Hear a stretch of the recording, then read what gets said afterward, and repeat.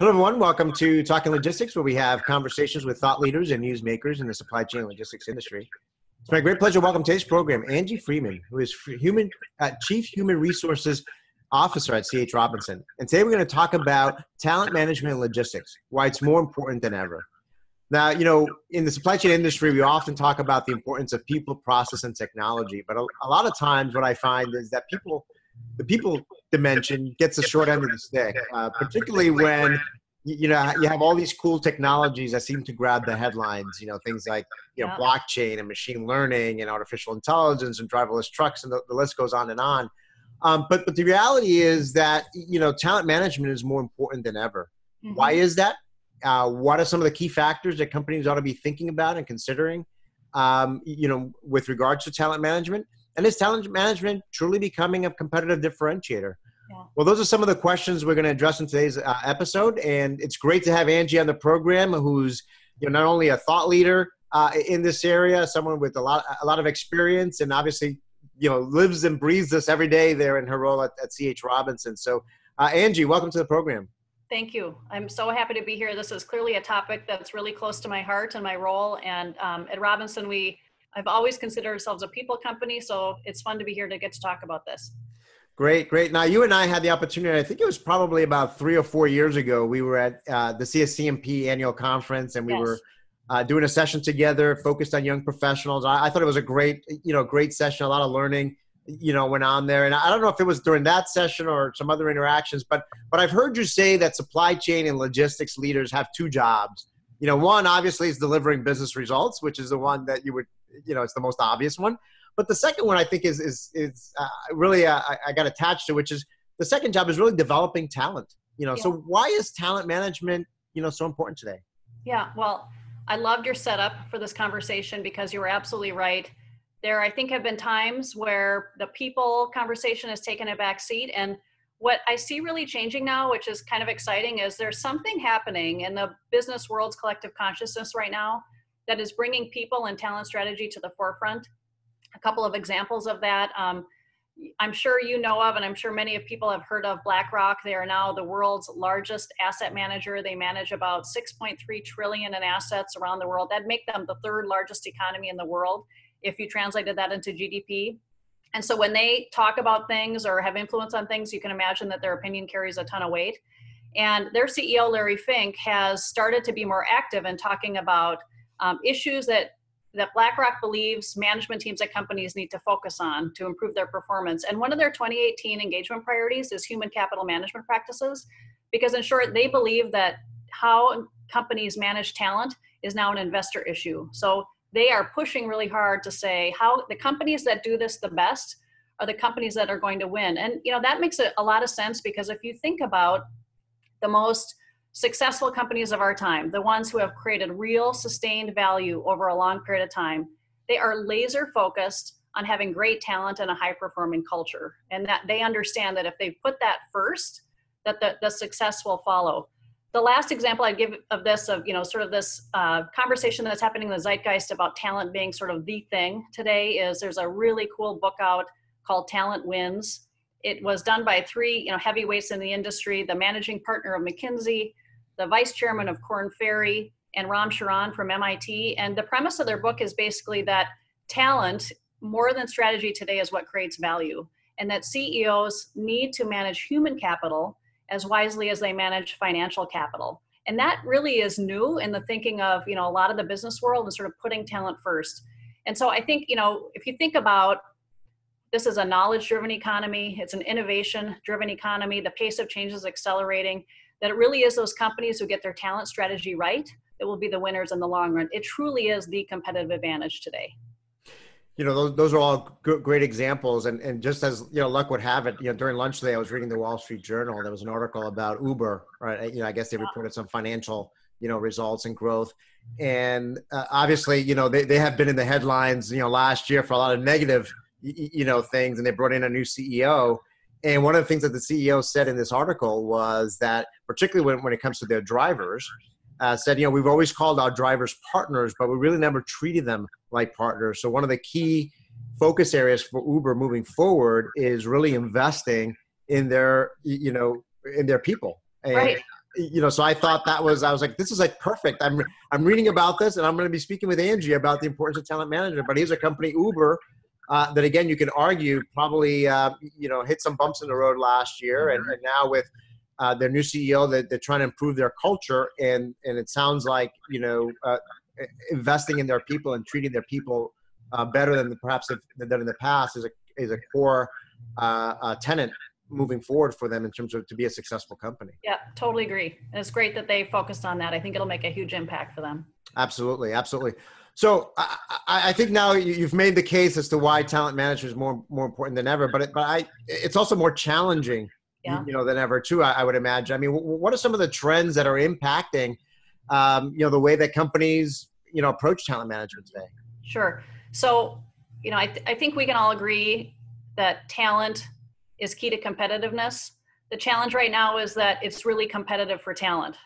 We are at full or maybe even past full unemployment in a lot of these, or full employment in a lot of these roles. In some parts of the country, the talent shortage is very acute. Our industry certainly feels that in a lot of roles.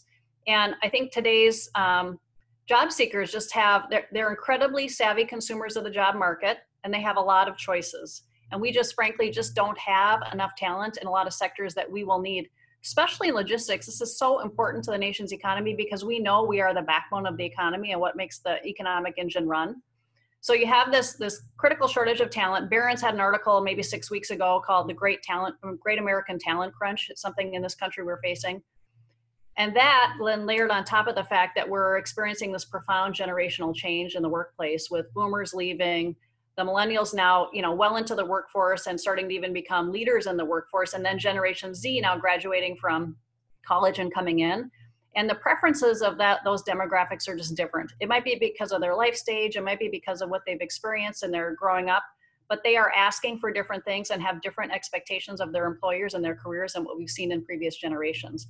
So between the shortage in talent and the competitiveness of talent, and then employers really needing to rethink sort of what their part of the deal is, the employment deal is to attract that talent, it's a challenging time. And it's those companies that will stay in front of that and are really staying close and listening to employees and prospective employees about what they want that will win.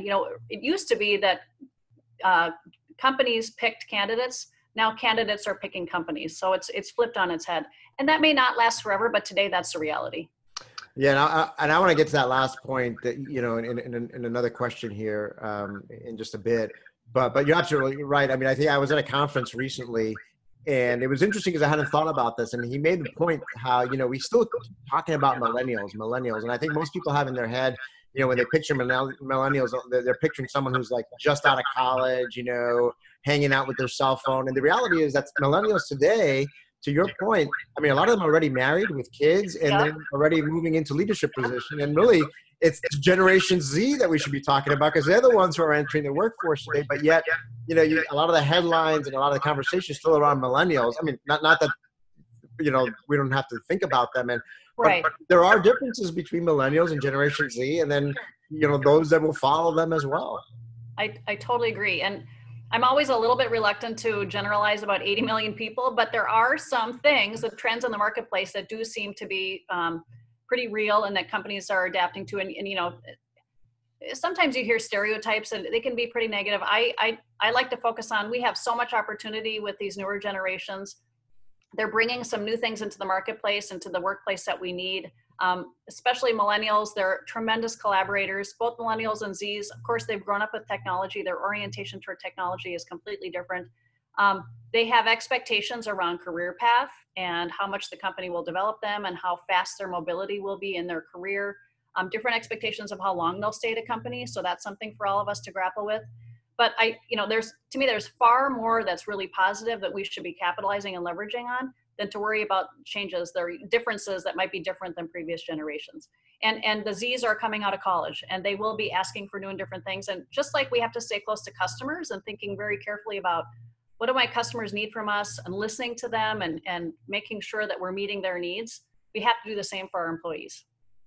Absolutely. Well, I don't know if my daughter falls in the Z category or the one after that, but she's graduating high school in a couple of weeks here, so she'll be entering college. So, but in a blink of an eye, she'll be entering the workforce too. So, yes. And I know she and the way my other kids kind of approach technology and approach, their expectations, everything else is very different, certainly than when I was her age. So it's always very interesting. Obviously, you work with, all the hiring managers and leadership there at C.H. Robinson. I mean, are the skills and capabilities that hiring managers are looking for today in candidates, I mean, are they different than they were in the past? I mean, what are some of the skills and knowledge and experiences that are becoming more important today? Yeah, I would start by saying that there's some things that have always been important and will continue to be important. People who are self-motivated and driven, people who want to work hard and succeed, people who care about the quality of their work. But there are newer skills as our industry becomes more technology driven, as the world looks at new things like automation and artificial intelligence. There's new skill sets that are becoming more and more competitive and desired. Things like, analytical capabilities, technology capabilities, software engineering, data science. Those are new skill sets that are becoming increasingly important in logistics and supply chain that there's high demand for. But I would couple that with, in this era of where we're seeing increased automation and the use of technology, what some people call soft skills, I actually like to refer as power skills, are becoming incredibly important and in demand. Communication skills, both oral and written, persuasion, influence, empathy, the ability to build relationships. Those are really key skills that humans bring to the equation that are not going to be replaced by robots anytime soon. So for those people who are who have mastered that or can build on those skills, I think every employer I talk to is looking for people who have that capability. I saw something recently that LinkedIn looked across all of their the openings in their network, the role openings, and the most in-demand skill across all those job openings on their system was communication skills, because it is so incredibly important, especially how fast we're all moving today. Those people who have mastered that and know how to connect to people and communicate their ideas really well are going to be in a really tremendous position to compete. I couldn't agree more. And I remember when I started my career at Motorola. And Motorola had Motorola University, where they trained, their employees and developed their employees. And I tell you, one of the courses that I took that I think has been foundational to what I'm doing right now, which is communicating. And I never would have imagined that I would be doing this, decades later. But it was a class on effective listening and effective presentation. And it was really all around, to your point, being able to effectively, listen to another person and understanding what they're saying, and then to be able to, succinctly and clearly communicate your ideas and thoughts with upper management, with customers, with suppliers, so on and so forth, because that was such an integral part of what every employee really could do, moving forward. I have a question there, because I think maybe this goes back to the point you made before in terms of perhaps some of the misconceptions or bad rap that some of the younger generations might have. So on the one hand, I completely agree around the communication skills, but I think some of the misconceptions, perhaps, or maybe it's a reality, is that we live in this day where people are just texting with one another. Kids are not socializing in person as much anymore. It's all about texting or FaceTiming. Do you see developing those communication skills more challenging today as a result of the way people are using technology today, or not as much?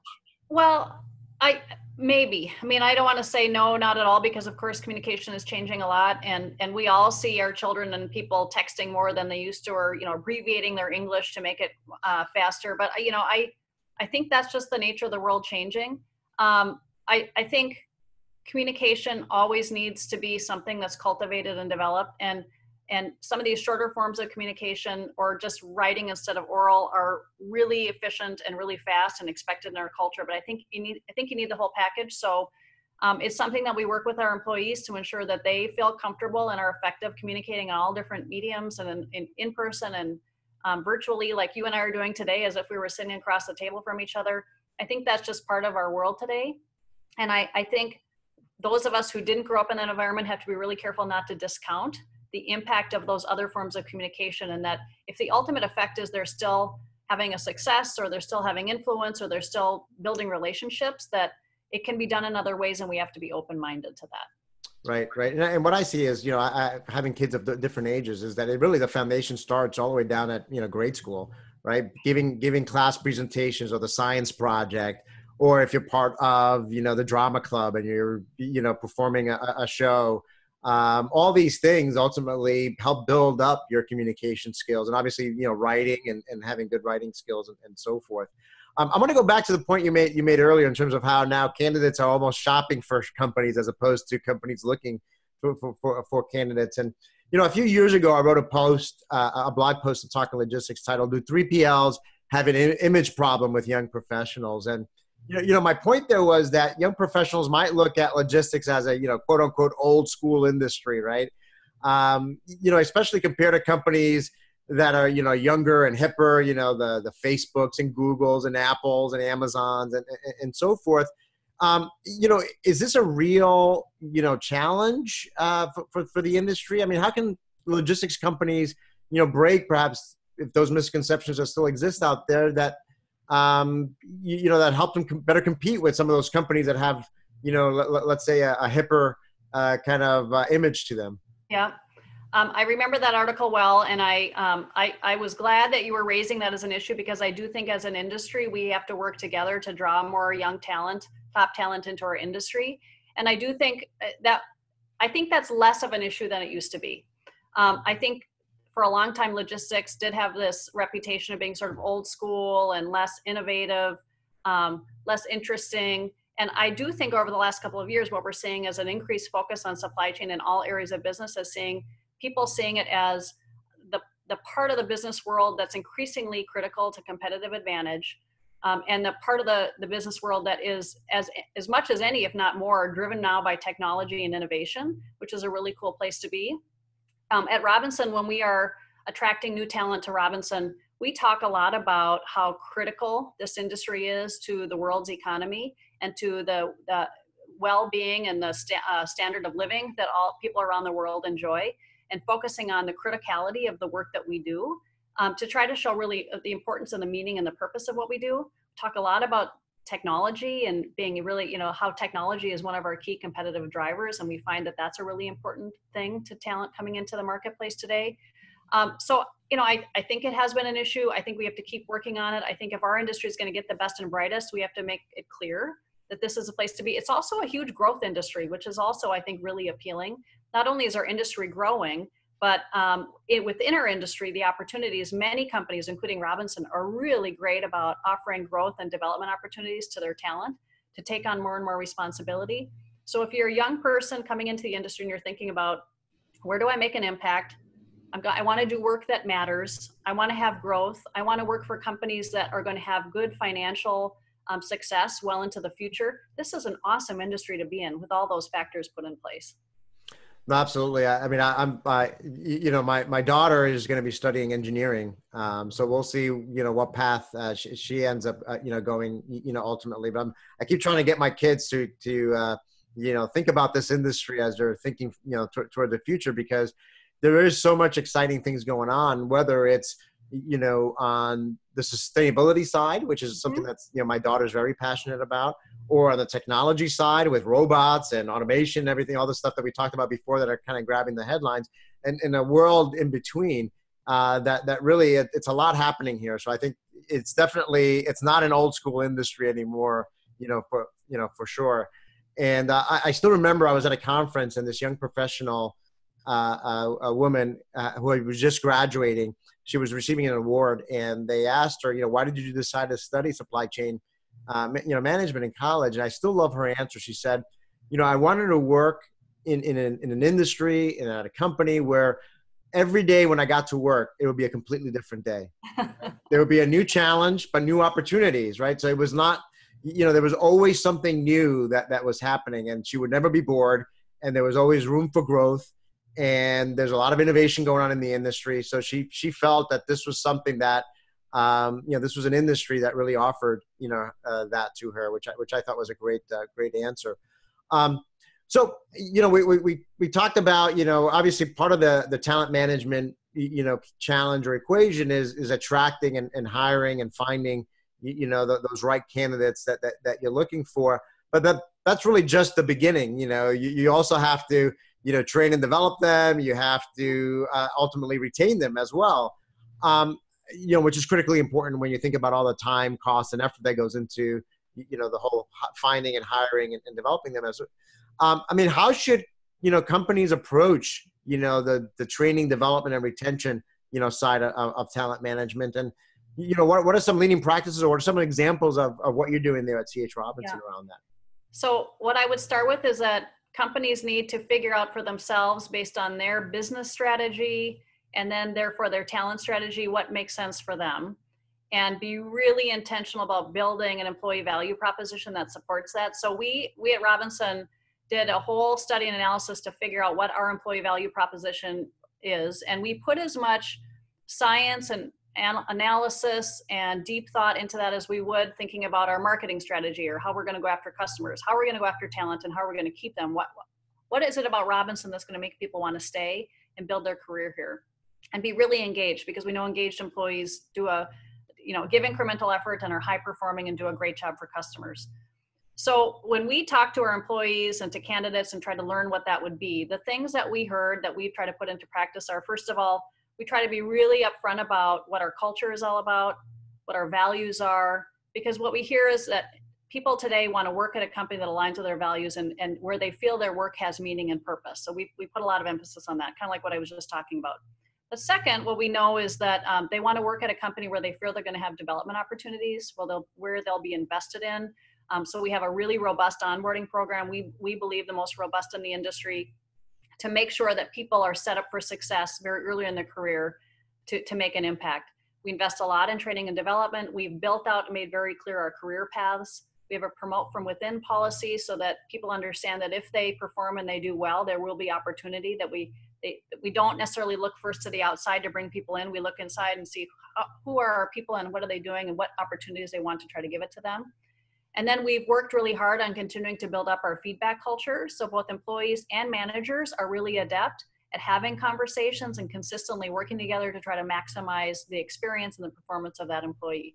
So it's not one thing, it's a bunch of different things, but all grounded in what's the business strategy, and therefore what do we need, what kind of talent do we need, and how do we need them to be supported to do the best job they can do for themselves and for the company.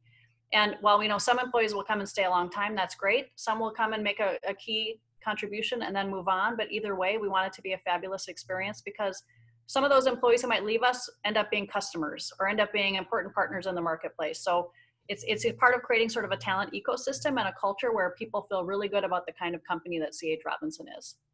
Yeah, that's a great point. And I think, I've gone through different employers, and obviously I've been on my own now for a number of years, but, I look back to that very first employer, like I mentioned, Motorola, and I attribute a lot of, the success that I was able to build throughout my career as a result of the training and development that they were able to provide me, as a young professional, back in the day, when I started there. So I think it's a great, framework or a way to look at it, is that, whether they stay there a long time or, they make some contributions and they move on, ultimately you want them to have a positive experience while they're there, because you never know, right? They could be a customer, they could be a partner, or they may decide to come back at some future, time period. Right.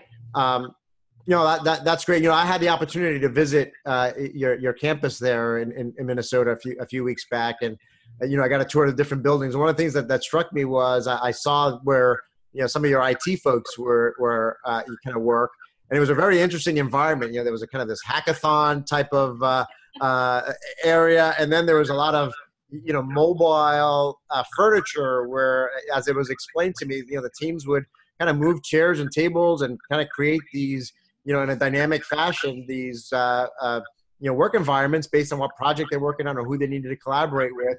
So it was definitely a very different environment than kind of the old, rows of cubes that I was used to. So I thought that was kind of interesting too, kind of creating a workspace that kind of aligns with perhaps the type of employee or what the employees expect in that type of role or function. Yeah. More and more companies are doing that. I'm glad you noticed that. More and more companies are doing that, and we are as well. In our case, it's to facilitate agility. Our IT and other parts of our company, including HR, operate in an agile environment, and creating a physical workspace that enables collaboration and different teams to form, work, and then disperse and go work on other projects is a key part of facilitating that. Great. Yeah, no, And, and employees like to work in cool space. I mean, who doesn't want to work in an environment where the space feels good and you feel creative and innovative and work with nice people? And no, it's great. What I told Steve Rates, who I've your colleague there, who we've had on Talking Logistics, and he's the one who gave me the tour.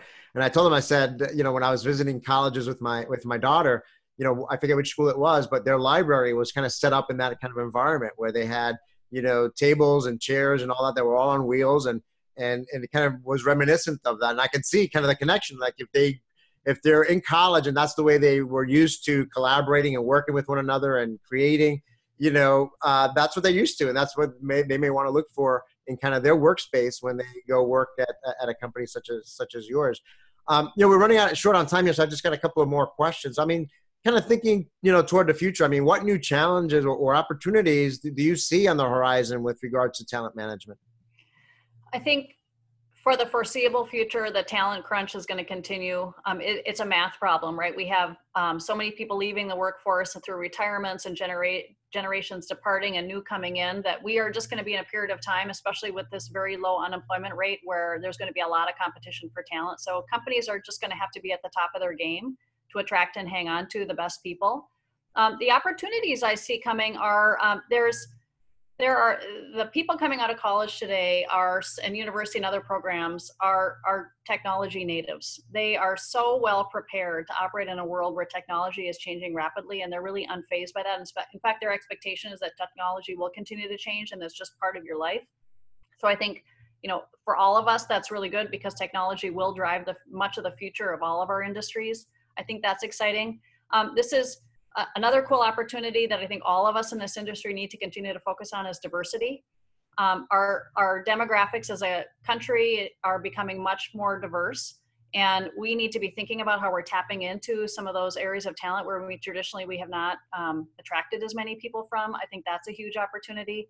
And I think, again, as an industry, if we keep working together to promote how incredibly powerful and important and high growth this industry is, together we're going to have a lot more success, because we'll be getting that talent that we're looking for.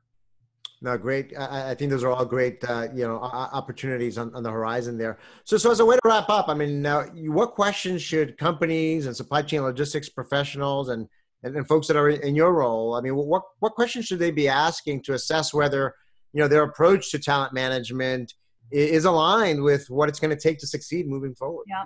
I think they absolutely have to be asking themselves that question. That's the first thing, is make sure you're thinking about it. In that book, Talent Wins, that I mentioned, one of the things the authors say is that they have never seen a time like this before, where so many CEOs are asking that question: are my talent practices relevant? Because they know if they're not, their long-term success as a company will be diminished. So CEOs are asking those questions, and I think it starts with listening. Actually, it starts with, what's your business strategy? Because talent strategy is business strategy. If you understand your business strategy, then a derivative of that is, well, so what's my talent strategy to accomplish that? And then listen to your employees, listen to your prospects, listen to your customers about your talent. And I think the key is put your talent needs at the forefront of your business strategy, because that, if you have great employees who are engaged, who are working really hard every day for the success of their company, your company will be successful.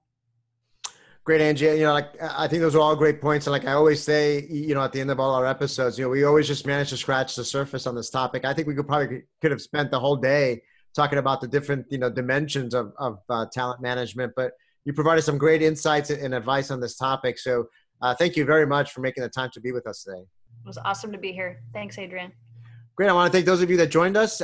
If you are watching this episode on demand at either the C.H. Robinson website or on Talking Logistics, and you've got a question or comment for Angie, you can post it there, and I'm sure she'll be more than happy to respond via that medium. Again, thank you all, and look forward to seeing you in a future episode of Talking Logistics. Have a great day.